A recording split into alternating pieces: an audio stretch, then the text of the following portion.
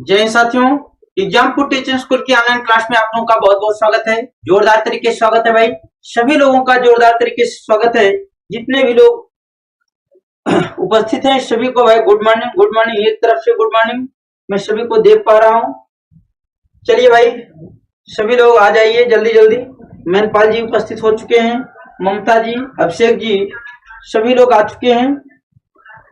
रिया पटेल जी भी उपस्थित है भाई। चलिए सभी लोग जल्दी जल्दी उपस्थित रहिएगा भाई। भूपेंद्र जी भी उपस्थित हो चुके हैं।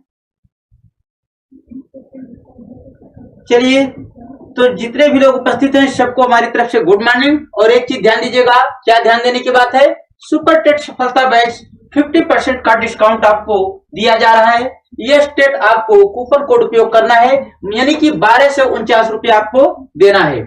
इसकी विशेषता क्या है, live classes PDF, subject capsule और doubt session, important question booklet भी इसमें दिया जा रहा है। यहाँ पर आपको ध्यान देना है कि एग्जामपुर ऑफिशियल ऐप आपको डाउनलोड करना है। इसके अलावा दो नीचे कॉन्टेक्ट नंबर दिया गया है, दो कॉन्टेक्ट नंबर नीचे दिया गया है। अगर कोई दिक्कत कोई परेशानी हो एडमिशन के समय तो आप इन नंबरों पर संपर्क कर सकते हैं। बात समझ में आ रही भाई? समझ में बात हमारी आ रही है? चलिए, अगर समझ में आ रही है तो अब हम आइए चलते हैं सीधे अपने क्वेश्चन की तरफ। जैसा कि आज हम लोग एक बार फिर से वन लाइनर क्वेश्चन करेंगे। वन लाइनर क्वेश्चन के पीछे मकसद क्या है, भैया एक क्वेश्चन में बहुत सारी बातें आपको बताई जाएं। आइए चलते हैं क्वेश्चन की तरफ, देखते हैं आज का हमारा पहला क्वेश्चन क्या पूछा गया है। क्वेश्चन नंबर 1, ब्लैक बोर्ड बढ़िया से दिख रहा है? कोई दिक्कत कोई परेशानी अगर हो तो आप लोग कमेंट करिएगा। क्वेश्चन नंबर 1 पूछा गया है, आपसे क्या पूछा गया है, ईस्ट इंडिया कंपनी पर संसदीय नियंत्रण का प्रथम प्रयास किस अधिनियम के द्वारा किया गया?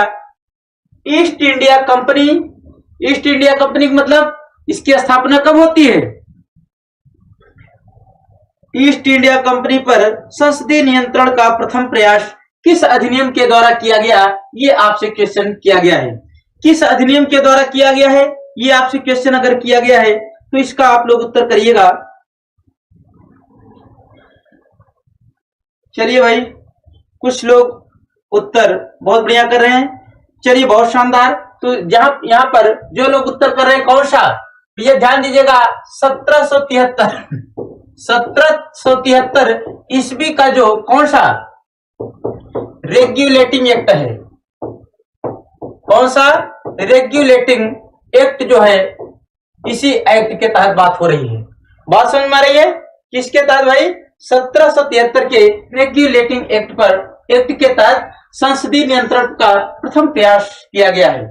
बात समझ में आ रही भाई? और एक चीज ध्यान दीजिएगा, 1773 के ही अधिनियम के तहत दो बातें होती हैं। और क्या बातें होती हैं? एक तो 1774 ईस्वी में, किस सन में? 1774 ईस्वी में, ध्यान दीजिएगा, कहां पर? आपके कलकत्ता में। आपके कहां पर? कलकत्ता में। क्या होता है? कलकत्ता में एक उच्चतम न्यायालय की स्थापना, किसकी? एक उच्चतम न्यायालय की स्थापना की जाती है। और वहां के मुख्य न्यायाधीश कौन है? एलिजाह इम्पे आपके मुख्य न्यायाधीश हैं, लिमेस्टर, चेम्बर्स और हाइड आपके अन्य न्यायाधीश हैं। और एक चीज ध्यान दीजिएगा, 1773 के ही रेगुलेटिंग एक्ट के तहत जो बंगाल के आपके अंतिम गवर्नर हैं वारेन हेस्टिंग्स, इन्हीं को बंगाल का पहला गवर्नर जनरल बनाया जाता है 1773 के रेगुलेटिंग एक्ट के तहत। तो मैं जहां तक बात समझ पा रहा हूं इतनी सारी बातें आप लोग समझ गए होंगे। आइए चलते हैं क्वेश्चन नंबर 2 की तरफ। भाई क्वेश्चन नंबर 2 देखते हैं क्या पूछा गया है। उद्देश्य प्रस्ताव में कुल कितने अनुच्छेद थे? ये आपसे क्वेश्चन किया गया है। How many articles were there in the objective resolution, ये आपसे क्वेश्चन किया गया है।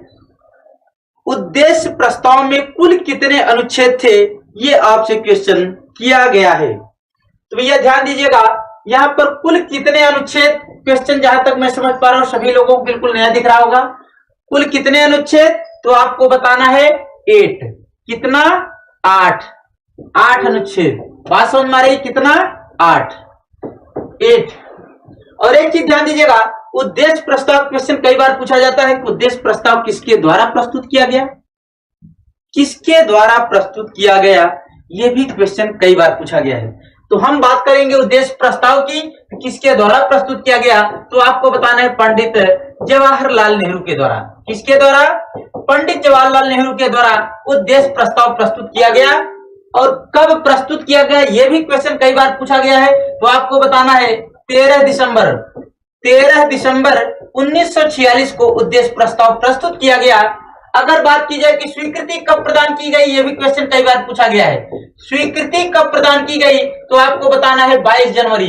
ध्यान दीजिएगा 22 जनवरी 1947 को 22 जनवरी 1947 को उद्देश्य प्रस्ताव की स्वीकृति प्रदान की गई थी। यानी उद्देश्य प्रस्ताव में कुल 8 अनुच्छेद हैं। पंडित जवाहरलाल नेहरू के द्वारा प्रस्तुत किया गया। कब प्रस्तुत किया गया? 13 दिसंबर 1946 को। कब स्वीकृति प्रदान की गई? तो 22 जनवरी 1947 को। बात समझ में आ रही भाई? चलिए आते हैं अगले क्वेश्चन पर, देखते हैं अगला क्वेश्चन क्या पूछा गया है। क्वेश्चन नंबर 3 भाई, 3 नंबर का क्वेश्चन क्या पूछा गया यहां पर, आइए देखते हैं। संविधान सभा की स्थापना कब की गई? ये आपसे क्वेश्चन किया गया है। संविधान सभा की स्थापना कब की गई? तो कब की गई भाई? संविधान सभा की स्थापना कब की गई ये आपसे क्वेश्चन किया गया है। तो मैं बताना चाहूंगा संविधान सभा की स्थापना अगर आपसे क्वेश्चन पूछा जाए तो आपको बताना है, क्या बताना है? 9 दिसंबर, ध्यान दीजिएगा 9 दिसंबर 1946 को। कब? 9 दिसंबर 1946 को संविधान सभा की स्थापना की जाती है। और एक चीज ध्यान दीजिएगा, इसी डेट पर किसको अस्थायी, ध्यान दीजिएगा, अस्थायी अध्यक्ष किसको बनाया जाता है? अस्थायी अध्यक्ष किसको बनाया जा रहा है ये भी बात समझने की है। तो अस्थायी अध्यक्ष डॉक्टर सच्चिदानंद सिन्हा को, डॉक्टर क्या नाम? सच्चिदानंद सिन्हा, सच्चिदानंद सिन्हा को अस्थायी अध्यक्ष बनाया जाता है। अगर बात की जाए इसके 2 दिन बाद ही, यानी कहने का मतलब 11 दिसंबर, ध्यान दीजिएगा 11 दिसंबर 1946 को क्या होता है? स्थायी अध्यक्ष। अगर स्थायी अध्यक्ष की बात होगी तो स्थायी अध्यक्ष किसको बनाया जाएगा? तो आपको बताना होगा डॉक्टर राजेंद्र प्रसाद। किसको भाई? डॉक्टर राजेंद्र प्रसाद आपको उत्तर करना होगा। और एक चीज ध्यान दीजिएगा, डॉक्टर राजेंद्र प्रसाद की बात की जाए तो पहली बात तो ये भारत के प्रथम राष्ट्रपति रहे और वो भी लगातार 2 बार राष्ट्रपति रहे। क्वेश्चन इसके अलावा क्या बन सकता है? इंडिया डिवाइडेड के लेखक कौन है? तो भी उत्तर करना है डॉक्टर राजेंद्र प्रसाद। अगर क्वेश्चन पूछा जाए कि नियम समिति और संचालन समिति के अध्यक्ष कौन रहे तो भी आपको उत्तर करना है डॉक्टर राजेंद्र प्रसाद। बात समझ में आ रही है? आइए चलते हैं 4 नंबर क्वेश्चन पर। भारत शासन के द्वारा अशोक चक्र को, अशोक चक्र का मतलब वही वाराणसी में जो सारनाथ में 4 सिंह 4 शेर एक दूसरे की तरफ पीठ से पीठ सटाए हुए खड़े हुए हैं। बात समझ में आ रही होगी जहां तक मैं समझ पा रहा हूं, ठीक है। अशोक चक्र वही आपका राष्ट्रीय चिन्ह है, राजकीय चिन्ह, राष्ट्रीय नहीं यार, राजकीय चिन्ह है। इसको क्वेश्चन पूछा गया किसको? संविधान सभा के द्वारा भारत शासन द्वारा अशोक चक्र को राजकीय चिन्ह के रूप में कब अंगीकृत किया गया था, ये आपसे क्वेश्चन किया गया है। राजकीय चिन्ह की बात हो रही भाई, राजकीय चिन्ह की बात अगर की जाएगी तो आपको बताना होगा, क्या बताना होगा? 26 जनवरी, ध्यान दीजिएगा 26 जनवरी 1950 को इसको अपनाया गया था। क्वेश्चन का उत्तर यही होगा। बात समझ में आ रही है? और एक चीज ध्यान दीजिएगा, जो आपका राष्ट्रीय गीत है, कौन सा? जो आपका राष्ट्रीय गीत है, राष्ट्रीय गीत क्या है? वही वंदे मातरम, सुजलाम सुफलाम मलयज शीतलाम, सुजलाम सुफलाम मलयज शीतलाम। बात समझ में? राष्ट्रीय गीत जो कि किसके द्वारा? बंकिम चंद्र चटर्जी के द्वारा लिखा गया है। राष्ट्रगान किसके द्वारा? तो आपको बताना है रविन्द्रनाथ टैगोर के द्वारा। राष्ट्रगान मतलब जनगण मन अधिनायक जय हिंद। तो दोनों भैया राष्ट्रीय गीत और राष्ट्रीय गान ये आपका संविधान सभा के द्वारा कब अपनाया गया? दोनों, राष्ट्रीय गीत और इसके अलावा राष्ट्रीय गान, राष्ट्रीय गान दोनों के दोनों चीज भैया कब? 24 जनवरी, ध्यान दीजिएगा 24 जनवरी 1950 को संविधान सभा के द्वारा अपनाया गया था। और 26 जनवरी क्या होता है? राजकीय चिन्ह को अपनाया जाता है। राष्ट्रीय ध्वज को कब अपनाया जाता है?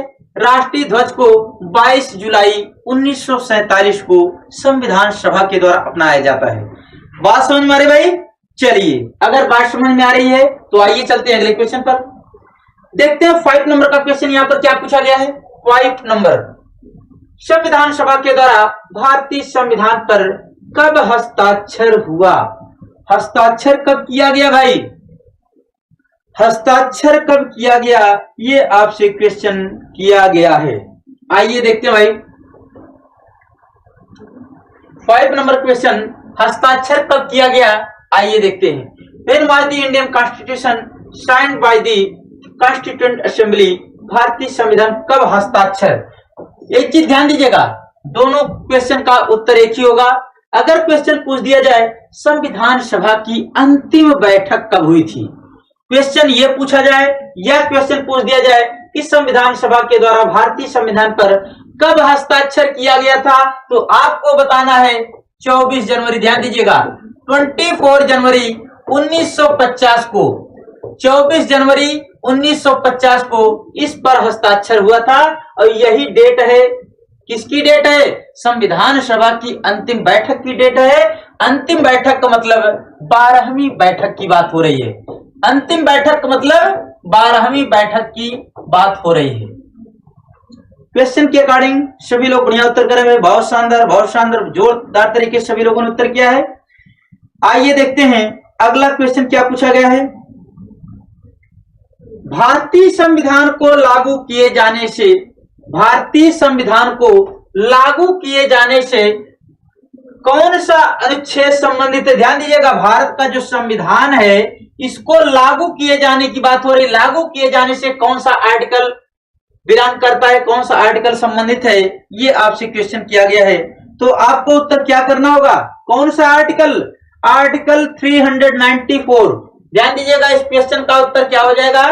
आपको बताना होगा अनुच्छेद 394।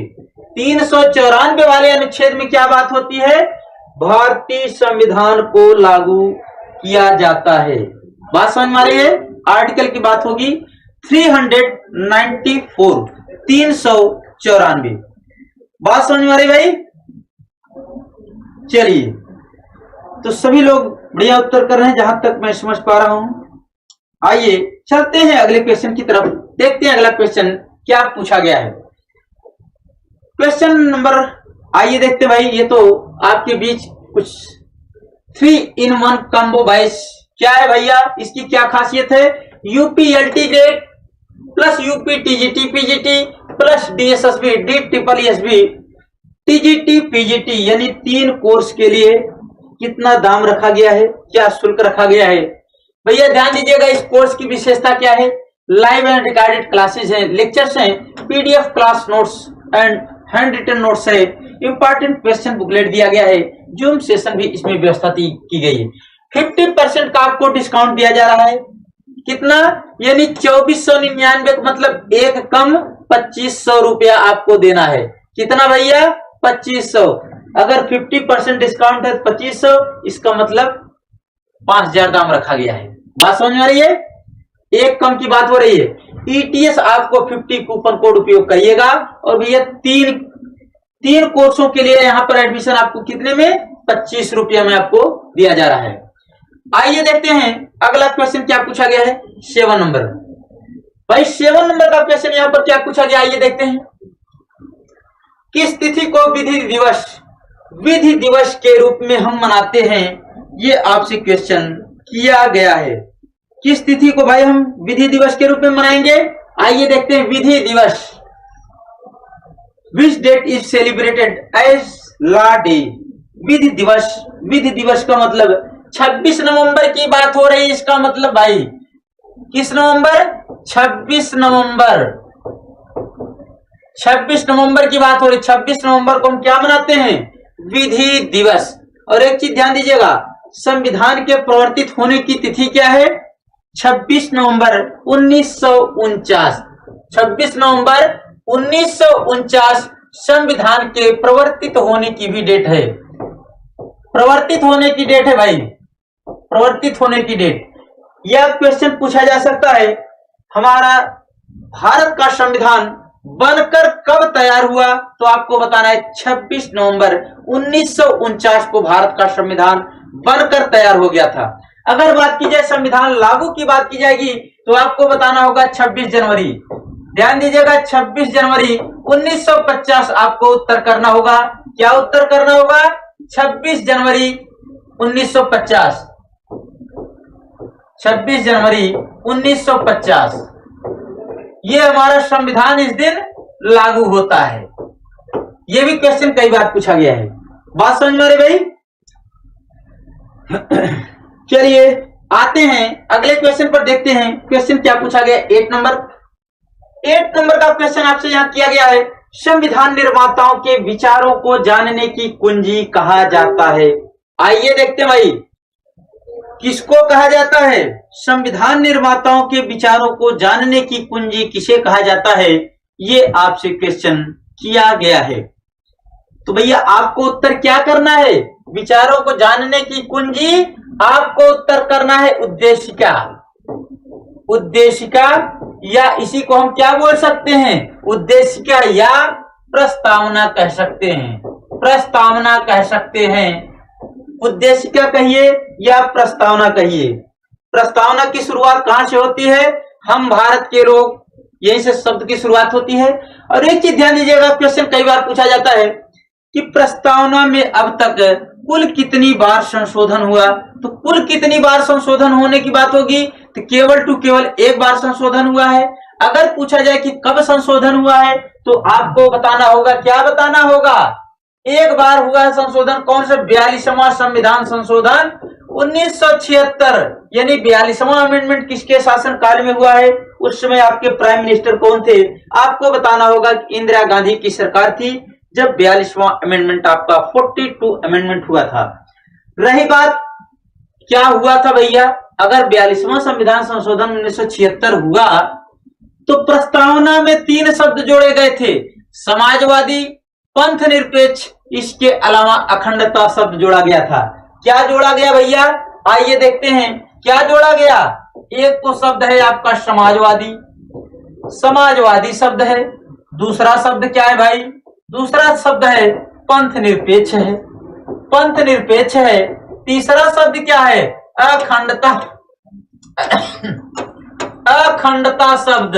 यही 3 शब्द जोड़े गए कहां पर? आपके प्रस्तावना में। बात समझ में आ रही भाई? जहां तक मैं समझ पा रहा हूं सभी लोगों को बात बिल्कुल क्लियर कट फंडा समझ में आ रहा होगा। और एक चीज ध्यान दीजिएगा, क्वेश्चन अगर आपसे पूछा जाए संविधान की आत्मा किसे कहा जाता है तो आपको उत्तर करना है प्रस्तावना को कहा जाता है। अगर क्वेश्चन पूछ दिया जाए कि ऑस्टिन ने संविधान की आत्मा किसे माना तो भैया वो कहते हैं राज्य के नीति तत्व जो होता है, DPSP, directive principle of state policy, वो कहते हैं कि ये भैया संविधान की आत्मा है। अगर वहीं पर डॉक्टर भीमराव अंबेडकर के अकॉर्डिंग पूछ दिया जाए तो वो कहते हैं आर्टिकल 32 यानी संवैधानिक उपचारों के अधिकार को हम संविधान की आत्मा मानते हैं। बात समझ में आ रही है? चलिए आते हैं हम अगले क्वेश्चन पर, देखते हैं अगला क्वेश्चन क्या पूछा गया है। क्वेश्चन नंबर 9 की तरफ आते हैं भाई। चलिए क्वेश्चन नंबर 9 नंबर का क्वेश्चन आपसे क्या पूछा गया है, आइए एक बार देखते हैं।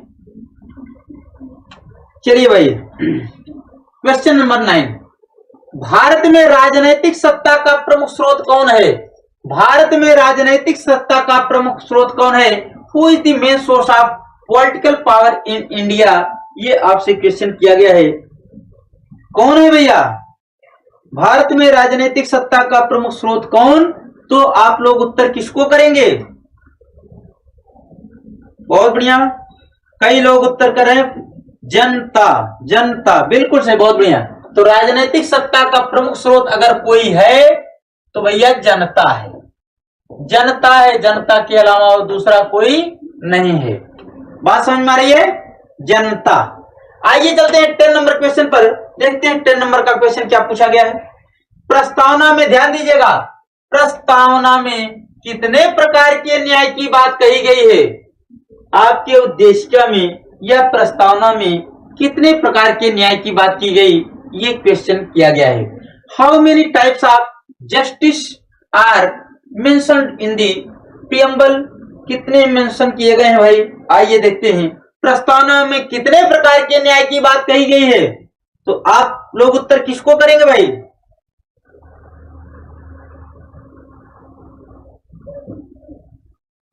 किसको उत्तर कर रहे हैं भाई सभी लोग? 3 प्रकार के न्याय की बात कही गई, ध्यान दीजिएगा। कितने प्रकार के? 3 प्रकार के। 3 प्रकार के न्याय की बात कही गई। कौन कौन से? एक तो है सामाजिक, यानी सोशल, सामाजिक। दूसरा कौन सा? आर्थिक, यानी कि इकोनॉमिक। तीसरा क्या है? राजनीतिक, इसका मतलब पॉलिटिकल। यानी 3 प्रकार के न्याय की बात की गई है, सामाजिक, आर्थिक और राजनीतिक, यानी कहने का मतलब सोशल, इसके अलावा इकोनॉमिक एंड पॉलिटिकल।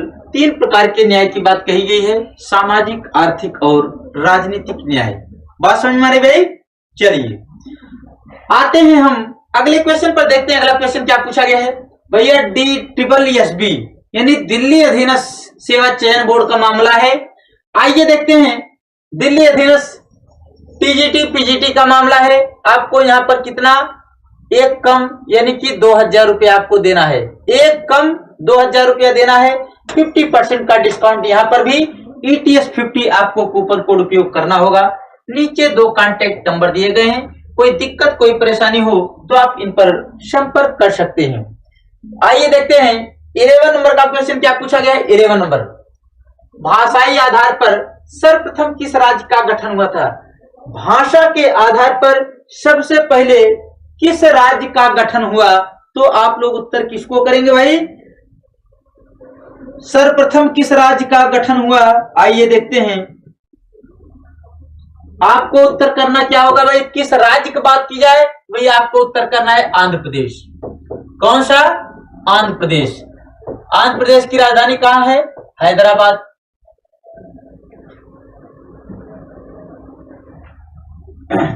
चलिए आंध्र प्रदेश आपका उत्तर हो गया।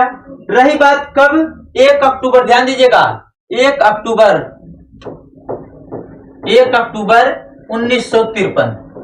1953 का मामला है। 1 अक्टूबर 1953। चलिए भाई, बात समझ में आ रही है? आंध्र प्रदेश। और भैया इसी आंध्र प्रदेश से कटकर कौन सा राज्य बना है? इसी आंध्र प्रदेश से कटकर आपका बना है तेलंगाना। तेलंगाना जो कि आपका 29वें राज्य के रूप में इसका गठन किया गया था। 29वें राज्य के रूप में इसका गठन किया गया कब? 2 जून, ध्यान दीजिएगा, 2 जून 2014 को इसका गठन किया गया था। ये भी आप लोग समझते रहिएगा। 2 जून 2014 को तेलंगाना, बात समझ रही, आंध्र प्रदेश को ही कट करके बनाया गया था। ठीक है, चलिए भाई आइए देखते हैं अगला क्वेश्चन क्या पूछा गया है। दमन एवं दीव, क्वेश्चन नंबर 12 की तरफ आते हैं। दमन एवं दीव और दादर नगर हवेली संयुक्त रूप से भाई कंबाइंड, यानी संयुक्त रूप से केंद्र शासित प्रदेश कब बने? ये आपसे क्वेश्चन किया गया है। बात समझ में आ रही है? अच्छी तरह आप लोग जानते हैं, वर्तमान समय की बात की जाए तो आपके पास कितने राज्य हैं? वर्तमान समय की बात की जाए तो आपके पास 28 राज्य इस समय प्रेजेंट टाइम में 28 राज्य हैं और 8 है आपके केंद्र शासित प्रदेश हैं। केंद्र शासित प्रदेश है, ये भी बात समझते रहिएगा। यहां क्वेश्चन पूछा गया दमन एवं दीव और दादर और नगर हवेली को संयुक्त रूप से, यानी दादर और नगर हवेली और दमन एवं दीव पहले 2 अलग अलग केंद्र शासित प्रदेश थे, बाद में इन दोनों को मर्ज किया गया, एक में मिला दिया गया है। क्वेश्चन पूछा गया कि कब मिला दिया गया? आइए देखते हैं। तो आपको उत्तर करना होगा क्या? 26 जनवरी 2020 को। ध्यान दीजिएगा, दमन एवं दीव और दादर और नगर हवेली को संयुक्त रूप से कब? तो आपको बताना है 26 जनवरी। 26 जनवरी भैया 2020। बात समझता है? एक मतलब बहुत ज्यादा टाइम नहीं लगा हुआ। बात समझता है ना? जम्मू कश्मीर और लद्दाख दो नए केंद्र शासित प्रदेश बने हैं। दो नए केंद्र शासित प्रदेश बने हैं। बात समझ में आ रही भाई? आइए चलते हैं अगले क्वेश्चन पर। देखते हैं क्वेश्चन नंबर 13 क्या पूछा गया भाई। 13 नंबर का क्वेश्चन यहाँ पर ब्लैक बोर्ड बढ़िया से दिख रहा है, जहां तक मैं समझ पा रहा हूं। 13 नंबर का क्वेश्चन क्या पूछा गया है? संविधान के किस भाग को भारत के नागरिकों को अधिकार पत्र कहा जाता है? भारत के नागरिकों का अधिकार पत्र किस भाग को कहा जाता है, ये आपसे क्वेश्चन पूछा गया है। जैसा कि जब भारत का संविधान बनकर तैयार हुआ था उस समय कुल कितने भाग थे? 22 भाग थे। वर्तमान समय में अगर गणना की दृष्टि से बात की जाए तो 25 भाग हैं। उस समय आपके जब भारत का संविधान बनकर तैयार हुआ तो मूल अनुच्छेद कितने थे? 395। वर्तमान समय में बात की जाए अगर गणना की दृष्टि से लगभग कितने आर्टिकल पहुंच चुके हैं तो 465 के लगभग। बात समझ में आ रही है? अगर बात की जाए कि मूल संविधान के समय कितनी अनुसूचियां, तो 8 अनुसूचियां थी। वर्तमान समय में कितनी है? तो भैया 12 हैं। बात समझाता है ना? सब समझाता है। भारत के नागरिकों को अधिकार पत्र कहा जाता है, ये क्वेश्चन किया गया है 13 नंबर का।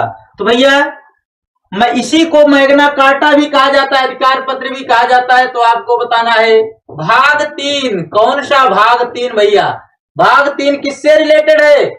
मूल अधिकार से रिलेटेड है, यानी फंडामेंटल राइट्स से भी रिलेटेड है। अगर बात की जाए मूल संविधान के समय आपके पास कितने? तो 7 मूल अधिकार थे, लेकिन वर्तमान समय में आपके पास 6 मूल अधिकार हैं। कारण यह है कि 44वें संविधान संशोधन 1978 के तहत संपत्ति के अधिकार को मौलिक अधिकारों की श्रेणी से हटाकर ले जाकर 300 क में रख दिया गया है, जो कि एक विधिक अधिकार के रूप में रखा गया है। बात समझ में आ रही है? अगर बात की जाए संपत्ति का अधिकार पहले जब मूल अधिकार था तो किस आर्टिकल के अंतर्गत था? तो आपको बताना है आर्टिकल 19(1) में रखा गया था। इसके अलावा आर्टिकल 31 में रखा गया था।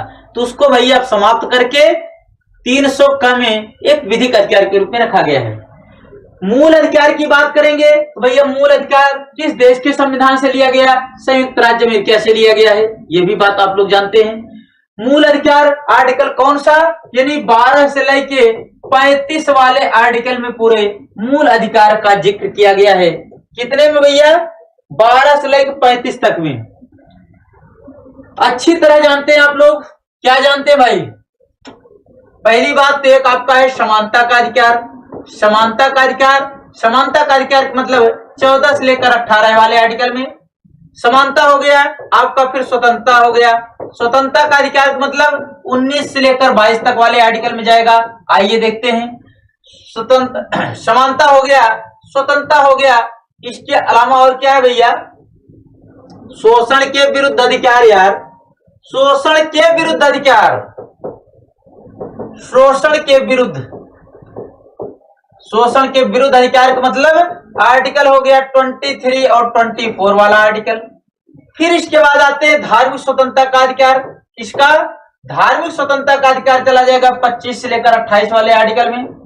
29-30 संस्कृत एवं शिक्षा संबंधी अधिकार, संस्कृत एवं शिक्षा संबंधी अधिकार चला जाएगा 29-30 में चला जाएगा।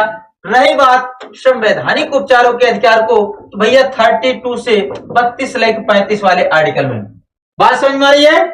चलिए, तो 6 मूल अधिकार आपके पास वर्तमान समय में, एक तो भैया अब कम कर दिया गया है। बात समझ में आ रही है?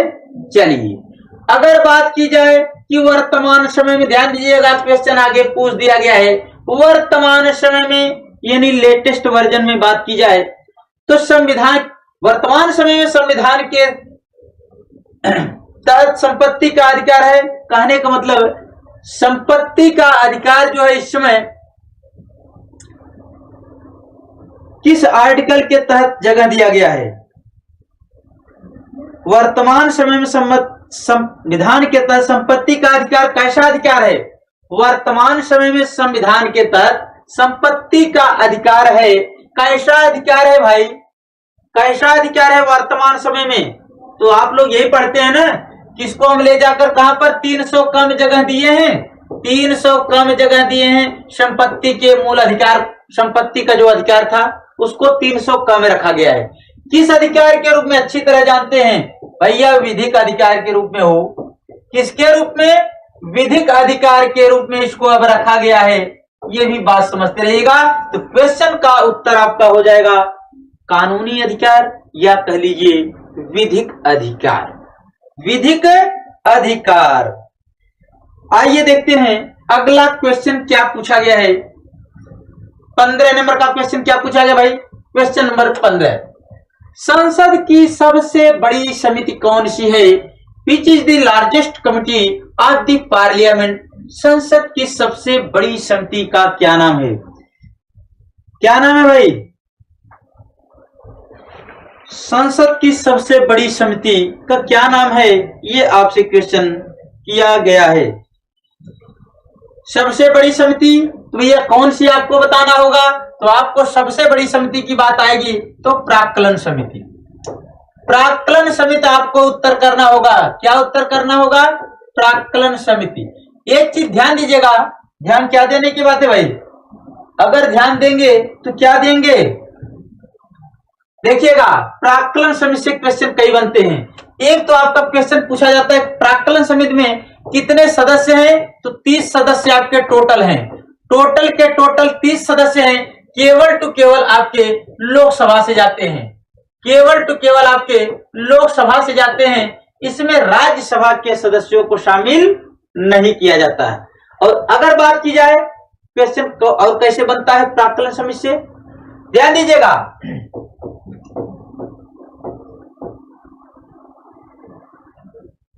क्वेश्चन पूछा जाता है स्थायी मितव्ययिता समिति किसे कहा जाता है?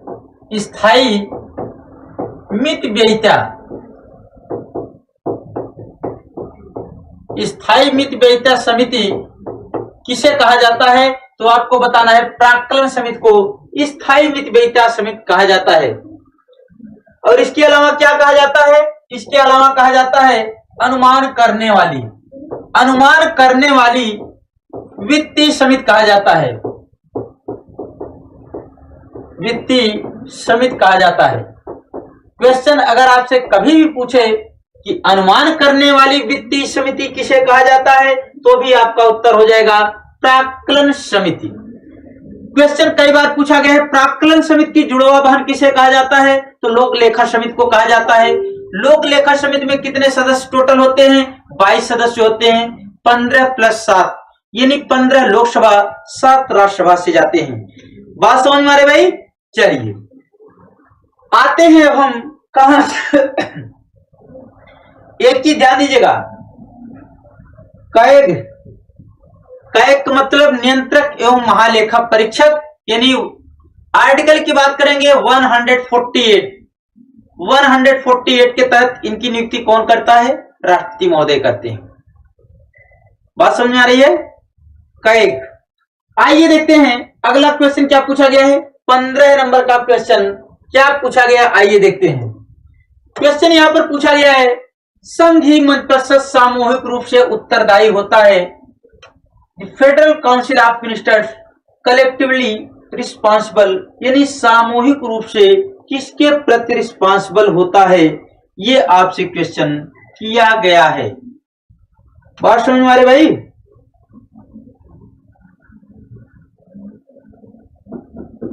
चलिए आइए देखते हैं कितने लोग इसका उत्तर बढ़िया करते हैं। संघीय मंत्रिपरिषद सामूहिक रूप से, ध्यान दीजिएगा, सामूहिक रूप से किसके प्रति उत्तरदायी होगा? ये आपसे क्वेश्चन किया गया है। सामूहिक रूप की बात होगी भैया तो आपको बताना है किसके प्रति? लोकसभा के प्रति। किसके प्रति? सामूहिक रूप से किसके प्रति? तो आपको बताना है कि लोकसभा के प्रति।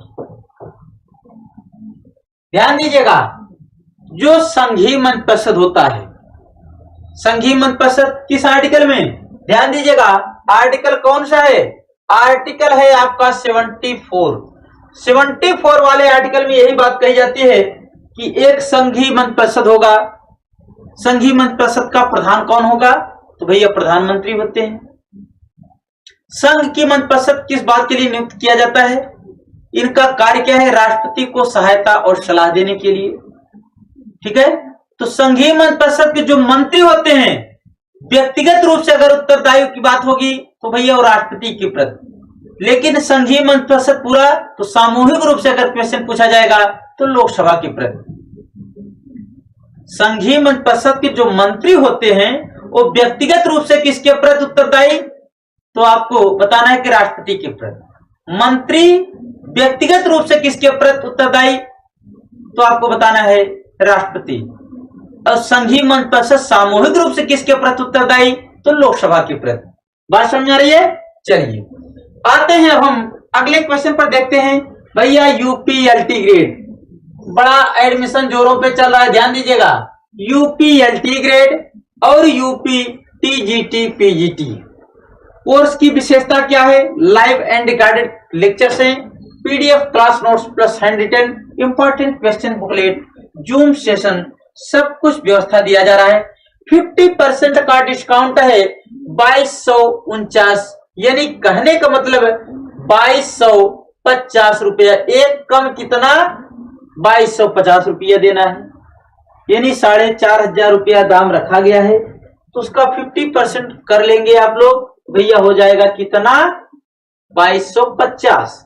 ईटीएस आपको लेकिन 50 कूपन कोड उपयोग करना होगा। अगर आप ईटीएस 50% का कूपन कोड नहीं लगाएंगे तब आपको देना होगा 4499।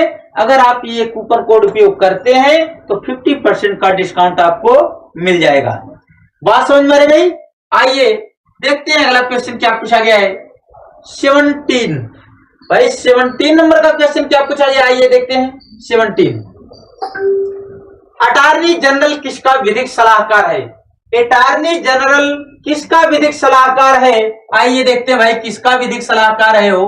Attorney general is the legal adviser to whom, किसका विधिक सलाहकार है? तो आपको उत्तर करना होगा ये भैया भारत सरकार के। किसके हैं? भारत सरकार के विधिक सलाहकार हैं। आइए बताते हैं किसके हैं भैया? भारत सरकार की। और एक चीज ध्यान दीजिएगा, अटॉर्नी जनरल का मतलब आर्टिकल कौन सा? आर्टिकल है 76 वाले आर्टिकल के तहत, यानी महान्यायवादी की नियुक्ति कौन करेगा?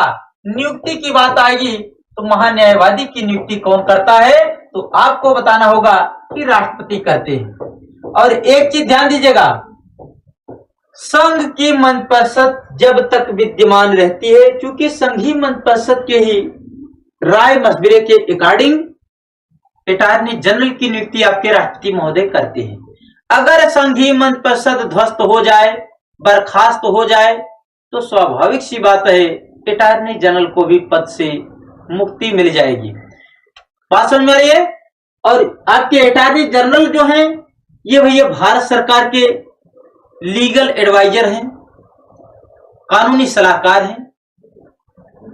बात समझ में आ रही है? और कैसे व्यक्ति को बनाया जा सकता है? जो व्यक्ति सुप्रीम कोर्ट का जज बनने की योग्यता रखता होगा, ऐसे ही व्यक्ति को 76 वाले आर्टिकल के तहत आपके राष्ट्रपति महोदय उनको नियुक्त करते हैं। इनका कार्य है कि भारत सरकार के मामले में भारत सरकार की तरफ से पैरवी करना इनका मुख्य कार्य है। बात समझ में आ रही भाई? इसी प्रकार से जैसे आपके सुप्रीम कोर्ट में अटॉर्नी जनरल नियुक्त किए जाते हैं, उसी तरह से आपके प्रत्येक राज्य के जो हाई कोर्ट होगा, आपके हाई कोर्ट में आर्टिकल कौन सा? आर्टिकल 165 वाले आर्टिकल के तहत किनकी नियुक्ति होती है? महाधिवक्ता की। महाधिवक्ता की नियुक्ति होती है। महाधिवक्ता ये आपके हाई कोर्ट में होते हैं, एक महाधिवक्ता होता है। और इनका कार्य क्या है भैया? अब इनकी नियुक्ति कौन करेगा? महाधिवक्ता की नियुक्ति कौन करेगा? तो आपको बताना होगा कि जो स्टेट का राज्यपाल होगा, यानी जो गवर्नर होगा, वही नियुक्ति करते हैं। आर्टिकल 165 के तहत महाधिवक्ता किनको नियुक्त किया जाएगा?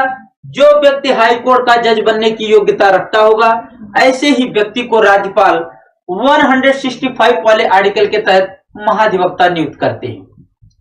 महाधिवक्ता जो है राज्य सरकार का विधिक सलाहकार होता है, राज्य सरकार की तरफ से मुकदमे देखता है, राज्य सरकार की तरफ से मुकदमा लड़ता है। बात समझ में आ रही है? और एक चीज ध्यान दीजिएगा, क्या ध्यान देने की बात है कि यह भैया महाधिवक्ता, कहने का मतलब राज्यपाल जब तक चाहेंगे महाधिवक्ता पद पर रहेंगे, राज्यपाल जब चाहे इनको पद से हटा सकता है। अगर काम बढ़िया नहीं कर रहे हैं तो इनको हटा सकता है।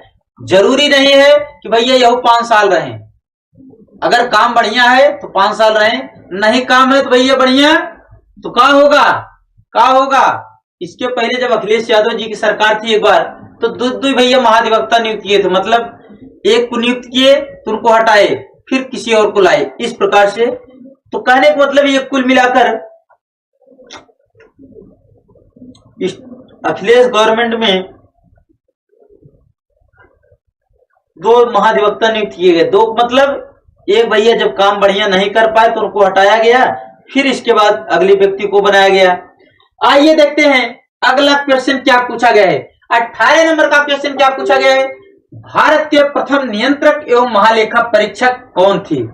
भारत के प्रथम की बात हो रही, ध्यान दीजिएगा, भारत के प्रथम नियंत्रक एवं महालेखा परीक्षक कौन थे। प्रथम की बात हो रही है तो आपको बताना है, उत्तर क्या करना है भाई, उत्तर आपका हो जाएगा वी नरहरि राव। कहने का मतलब भारत के प्रथम नियंत्रक एवं महालेखा परीक्षक यही थे। और एक चीज ध्यान दीजिएगा, इनको किस आर्टिकल के तहत जगह दिया गया भैया, आर्टिकल कौन सा है, आर्टिकल है 148, यानी 148 के तहत नियंत्रक एवं महालेखा परीक्षक की नियुक्ति कौन करेगा, तो भैया इनकी नियुक्ति आपके राष्ट्रपति महोदय करते हैं। कौन करते हैं भैया, इनकी नियुक्ति आपके राष्ट्रपति महोदय करते हैं। ये भी बात क्लियर कट जानते रहिएगा।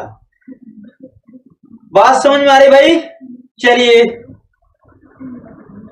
तो जहां तक मैं समझ पा रहा हूं सभी लोगों को बढ़िया से ये बात समझ में आ गई होगी।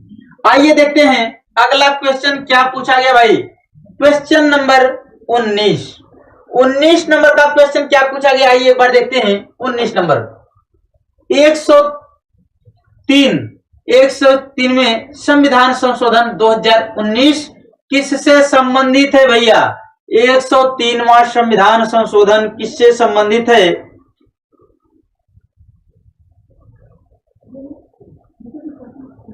कुल मिलाकर आपको बात यही समझना है, 103वां जो संविधान संशोधन 2019 है भैया, जो जनरल कैंडिडेट को, किसको, जनरल कैंडिडेट को जो 10% का डिस्काउंट दिया गया है, 10% का जो रिजर्वेशन दिया गया है, इसी संविधान संशोधन के तहत मामला है। 103वां संविधान संशोधन 2019 में जो कि हुआ है, सामान्य वर्ग के अभ्यर्थी को 10% का जो किसी भी कॉलेज में दाखिला के लिए या प्रतियोगी परीक्षा के लिए चयन के लिए 10% का डिस्काउंट दिया गया है। जैसे ओबीसी वालों को 27% मिलता है, उसी प्रकार से 10% का रिजर्वेशन, 10% का आरक्षण किसको, जनरल कैटेगरी के अभ्यर्थियों को दिया गया है। आइए देखते हैं 20 नंबर का क्वेश्चन क्या पूछा गया है। कौन सी अनुसूची भाषा से संबंधित है भाई, कौन सी अनुसूची भाषा से संबंधित है। Which schedule is related to language. आइए देखते हैं। अच्छी तरह हम लोग जानते हैं कि जब हमारा भारत का संविधान बनकर तैयार हुआ, उस समय आपके पास कुल कितनी अनुसूचियां थी भैया, कुल टोटल की टोटल 8 अनुसूचियां थी। कितनी, 8। लेकिन वर्तमान समय में बात की जाए भैया आपके पास 12 अनुसूचियां हो। कितनी है, वर्तमान समय में 12 अनुसूचियां हैं। चार्ट कहां से बढ़ी हो, चार्ट कहां से बढ़ी है। क्वेश्चन पूछा गया कौन सा अनुसूची भाषा से संबंधित बात। आइए देखते हैं 8वीं अनुसूची भैया भाषा से संबंधित आपकी 8वीं अनुसूची है। 8वीं अनुसूची बात समझ में आ रही है।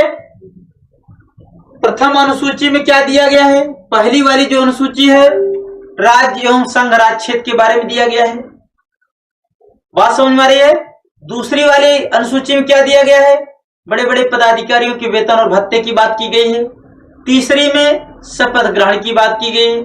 चौथी में राज्यसभा में स्थानों का आवंटन की बात की गई है। बात समझ में आ रही है।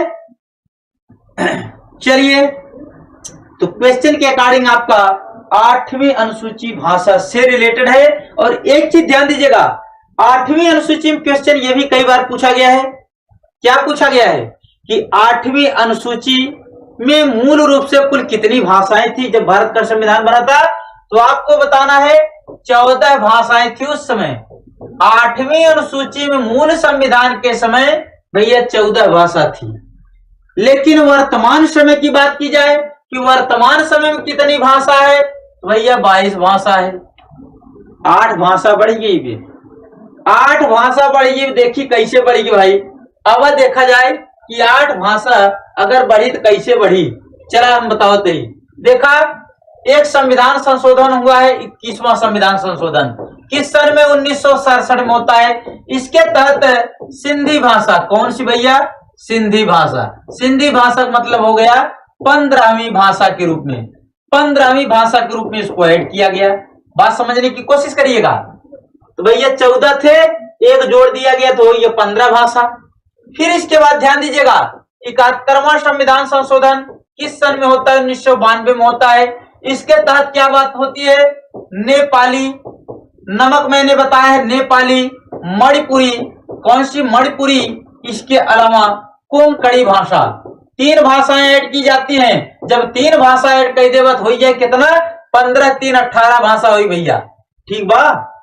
एक बाद आवा, एक 92वां संविधान संशोधन होता है। वो कौन सा संविधान संशोधन? एक 92वां संविधान संशोधन होता है। किस सन में? 2003 में होता है। इसके तहत क्या बात होती है? 4 भाषा जोड़ी जाती है। BDMS, बोडो, डोगरी, मैथिली, संथाली। कौन सी भैया? बोडो, बोडो एक भाषा है। डोगरी, डोगरी है।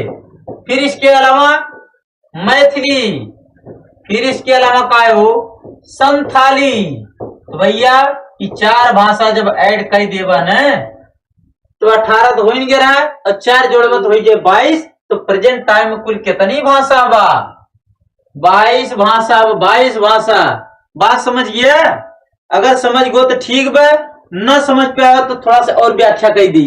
और एक चीज ध्यान दे, 8 है अनुसूची तो रहबे की ही भैया 9वीं अनुसूची कब से आएगी हो? तो ध्यान दिया कि एक प्रथम संविधान संशोधन होता है। प्रथम संविधान संशोधन 1951 में होता है। इसके तहत 9वीं अनुसूची जोड़ी जाती है। और 9वीं अनुसूची किससे रिलेटेड है? भूमि सुधार से संबंधित है, जिनकी वैधानिकता को हम न्यायालय में चैलेंज नहीं कर सकते। क्वेश्चन कई बार पूछा गया है क्या कि 1951 में जब प्रथम संविधान संशोधन होता है उस समय प्रधानमंत्री कौन थे? अगर आपसे प्रधानमंत्री पूछ दिया जाए तो आपको बताना है क्या? भैया पंडित जवाहरलाल नेहरू जी की सरकार थी उसमें। पंडित जवाहरलाल नेहरू आपके प्रधानमंत्री रहे, ये भी बात समझते रहिएगा। और देखिएगा, पंडित जवाहरलाल नेहरू प्रधानमंत्री वो समय रहे जब पहली बार राष्ट्रीय आपातकाल लगा रहा। कब? 26 अक्टूबर 1962 के, जब चाइना भारत के ऊपर आक्रमण किए रहा। 26 अक्टूबर 1962 पहली बार राष्ट्रीय आपातकाल लगा। प्रधानमंत्री तब पंडित जवाहरलाल नेहरू रहे। राष्ट्रपति वंश में क्या रहा? सर्वपल्ली राधाकृष्णन, यानी एस राधाकृष्णन। बात समझ में आ रही है? तो चलिए भैया, ये प्रथम संविधान संशोधन भवा ते अनुसूची जोड़ दी गई 9वीं आवा। फिर एक इसके बाद 52वां संविधान संशोधन होता है 1985 में। किस सन में भैया? 1985 में होता है। यानी उस समय प्रधानमंत्री कौन थे? राजीव गांधी जी। भैया हमारे नावरासी राजीव गांधी उस समय आपके प्रधानमंत्री थे। तो इसके तहत 10वीं अनुसूची जोड़ी गई। और 10वीं अनुसूची का मतलब हो गया दल बदल। यह भी क्वेश्चन कई बार पूछा गया है। तो 10वीं अनुसूची राजीव गांधी के समय। 10वीं अनुसूची किससे रिलेटेड? दल बदल। किस संविधान संशोधन के तहत? 52 अमेंडमेंट 1985, यानी 1985। बात समझ में आ रही है? आइए अब देखते हैं 73वां संविधान संशोधन होता है। वो 73वां संविधान संशोधन 1992 में होता है। इसके तहत क्या बात होती है? 11वीं अनुसूची जोड़ी जाएगी। 11वीं अनुसूची किससे संबंधित है? पंचायत से संबंधित है। पंचायत का मतलब बात समझ में आ रही होगी। बात समझ में आ रही है? बिल्कुल समझ में आ रही है। आइए अब चलते हैं कहां पर, पंचायत की जब हम बात करेंगे इसमें कितने 29 विषय रखे गए हैं, 29 सब्जेक्ट रखे गए हैं। ये भी क्वेश्चन कई बार पूछा गया है। इसको प्रवृत्त कब किया गया, लागू कब किया गया है? तो 24 अप्रैल 1993 को ये लागू हो गया। कौन? 73वां संविधान संशोधन। इसीलिए 24 अप्रैल को हम लोग क्या मनाते हैं? पंचायत डे मनाते हैं। ये भी बात समझते रहिएगा। रही बात 74वां संविधान संशोधन 1993 का मामला है, इसके तहत क्या बात होती है भैया? 12वीं अनुसूची ऐड की जाती है। 12वीं अनुसूची का मतलब नगर पालिका का मामला हो जाएगा। नगर पालिका का मामला हो जाएगा, इसका मतलब इसमें 18 विषय ऐड किए गए हैं। और एक चीज ध्यान दीजिएगा, 74वां संविधान संशोधन 1 जून 1993 को प्रवृत्त हुआ था, लागू हुआ था।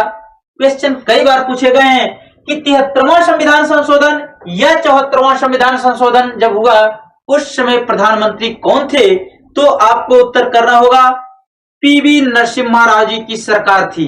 बात समझ में आ रही है?